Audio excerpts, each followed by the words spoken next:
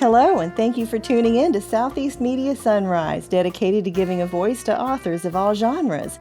I'm your host, Jodi Hockinson.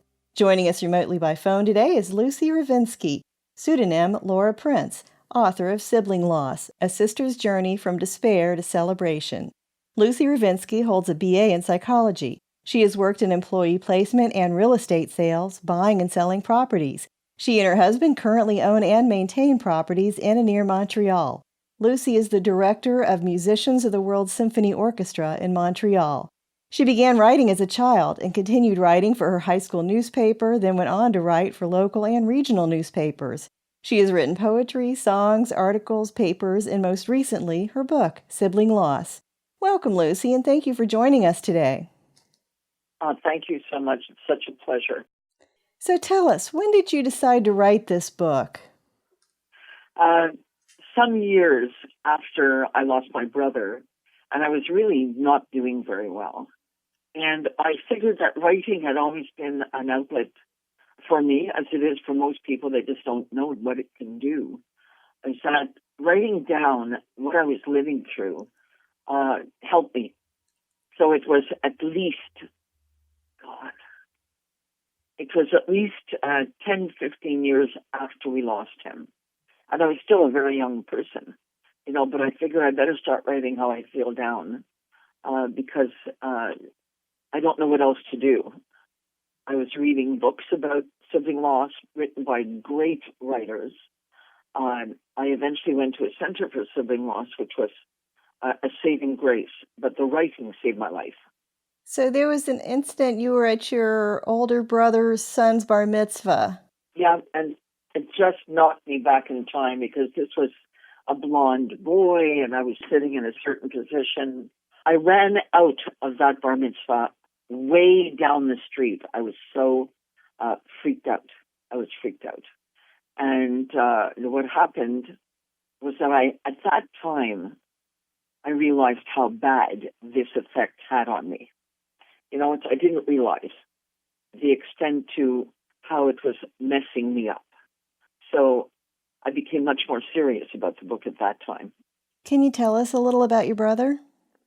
Oh, God. He was one of those Renaissance kids, they call it. He was good at everything. I mean, he was beautiful, really beautiful boy. Looked a lot like my mother. He was good in sports. He was brilliant in school. He was sociable. He was good with everybody.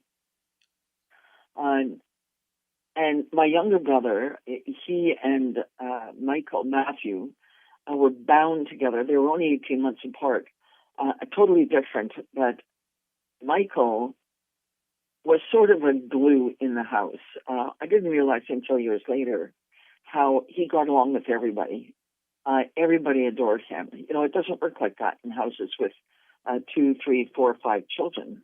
There can be an enormous amount of dissension. But he had no dissension with anybody, so this was a pretty wonderful kid. And I was the only sister, and he was my love of my life.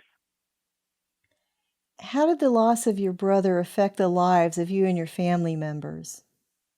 There was, at that time, so should I tell you? There was no therapy offered. My parents were completely destroyed.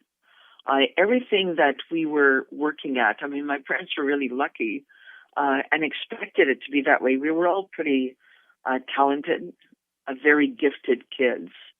And my mother was busy sort of promoting whatever talents we had on a daily basis because, parents do that. My mother did that. And what plan we should do and look for in work and education in the future because we were all so young. It all stopped, Jodi. It stopped because she just couldn't do it anymore. She was paralyzed emotionally.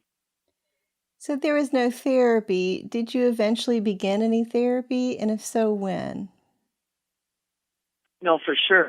After I did my degree, specifically to find out how to deal with my own grief-ridden mind, was that I read the books on this subject, read blogs on this subject eventually because they're much more recent, and went to see therapists about this because I wasn't happy.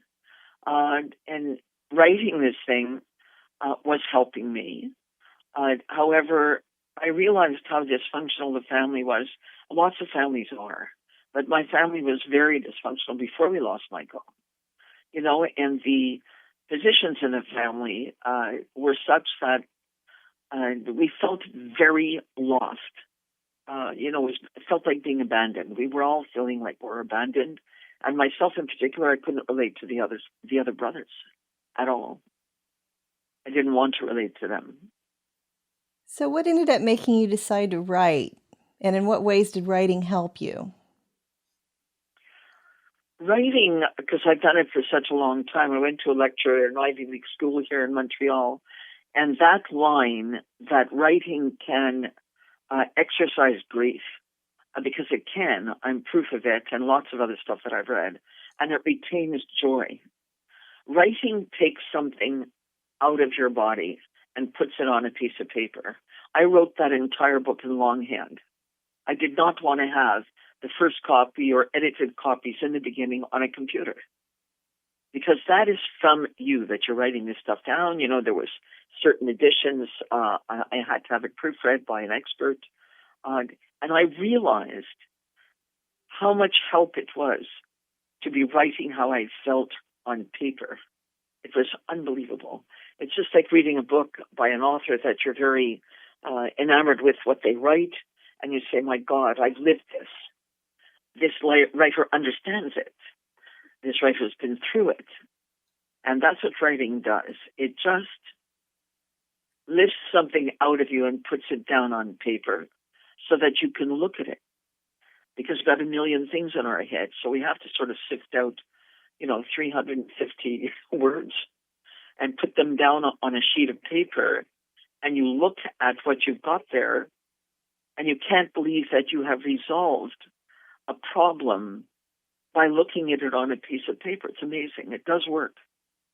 If you don't mind, I'd like to go back to a little bit about what you went through and what the overall feelings were at the time of your brother's death, and how your family positions changed. Well, here I was, the sister. No one was talking about it, Jodi. No one was talking about it. My mother could not even be consoled by my father. And my father and I used to roam around the house all night and end up sitting in the kitchen. A daughter has a certain thing with a father, and I would listen to him.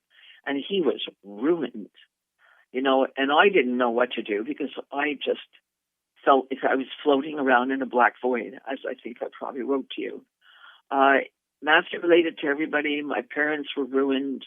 My younger brother was the one that was given some help. My older brother and he were close. It was paired off, that was the older brother and the baby brother, and Michael and myself in the middle. And Michael was very close to Nanny as well, like to the younger brother. But we just weren't being helped. Everybody sort of retreated into their rooms. It's insane. I mean, it's insane and cruel and totally deconstructive. It didn't help anybody, and as children, we didn't know what to do. I mean, my parents knew what to do, but they weren't searching it out. And the clergy did not come along to help. I mean, today people send, not that it solves the problem, because it doesn't, but the heart of people from around the world comes, to a place to offer condolences, and said this helps immensely. Everybody was afraid to speak to my parents. I went to school. People were afraid to speak to me, because they didn't know what to say. So you're alone. You feel abandoned. That's basically the bottom line. Eventually, you did find that writing was helpful. Did you find any other things that were helpful? Something that was interesting about the writing, because it's like a treatise. Okay, it's not like a diary. A treatise is something else. One of the major reviews that I got from a very important individual was saying, you probably don't understand that as you talk about what you were doing, if I got out of the house, and there I go out looking for love that I lost with my brother, it's not the same thing. and looking in all the wrong places, being with the wrong people, was an immense search to get that love back. This was something that the writing helped me with. And I didn't even realize that. I mean, the reviewers did. They didn't see it as a diary at all. They saw it as an evolution of me getting better eventually. Which of course I did. I got much better. You're never completely better. You can't be completely better. But that was a very interesting metamorphosis of being nowhere in the black void, writing all that stuff down, being with the wrong men, going to the wrong places, and eventually finding fabulous men being in the right place, rejoicing my brother's life instead of constantly being in grief over losing him, because that was not helping. That was not helping at all. So do you have any words for anyone out there who might be going through something similar? To write. I mean, the main thing, people have to have therapy, Jodi. You can't do this alone. And because the whole family is in a state of ruin, there has to be someone, the church, the synagogue, the community center, the teachers, whatever, to try and get you into therapy where you can shriek, you can talk, you can weep, you can be with other people that have been through this. The Sibling Loss Center did that for me. But people have to do that. They can't not do that. And writing becomes their witness, and it's a private witness. It's something, I didn't know whether I was going to try and get the book published because I was holding on to it selfishly for myself. It was mine. It was from my heart. It was my feelings until I realized I better get this out there because people have thanked me. My God, I send this book down to the school in Florida where someone went in and killed all those young kids.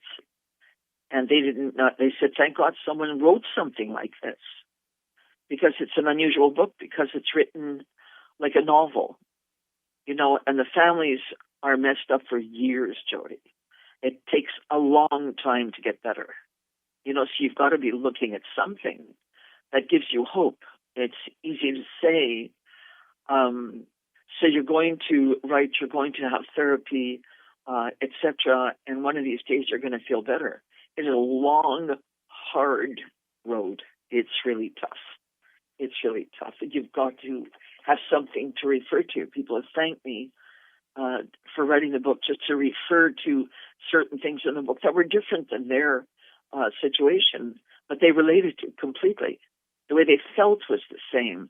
Their feelings of loss, being abandoned, losing their parents, not relating to their siblings anymore, not relating to school, not wanting to continue with your old path. Nobody was helping you.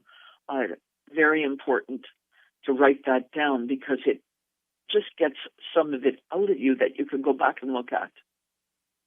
Thank you for sharing that. Looks like we're out of time. Anyone interested in purchasing this book can log into our website at semediapro.com, or you can purchase it at Amazon. That was Lucy Ravinsky, pseudonym Laura Prince, author of Sibling Loss, A Sister's Journey from Despair to Celebration. Thanks again for joining us today, Lucy.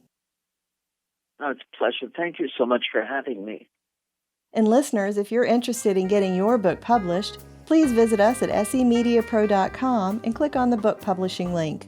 This is Jodi Hockinson, host of Southeast Media Sunrise, Southeast Media Productions. Like us on Facebook at Southeast Media Productions or visit our website at semediapro.com.